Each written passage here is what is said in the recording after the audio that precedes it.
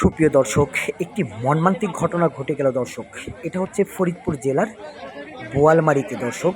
ইতিমধ্যেই বাস এবং মোটরসাইকেলের সংঘর্ষ হয়েছে দর্শক। মোটরসাইকেলে যে দুজন আরোহী ছিলেন তারা কিন্তু জায়গায় ডেট, অর্থাৎ জায়গায় মারা গেছে দর্শক। এখানে কিন্তু উচ্চপড়া ভিড় পড়েছে, তাদেরকে সাহায্য করার জন্য স্থানীয় লোকজন ছুটে আসছে, প্রশাসন আসছে, ফায়ার সার্ভিস আসছে দর্শক। দেখতে পাচ্ছেন শত শত লোক হয়েছে কিন্তু তাদেরকে সাহায্য করার জন্য। কিন্তু তারা এখানে এসে দেখতে পারে যে দুজনই কিন্তু দর্শক মারা গেছে। যে দুজন মোটরসাইকেলে ছিল, মোটরসাইকেলের দুজনই কিন্তু মারা গেছে দর্শক।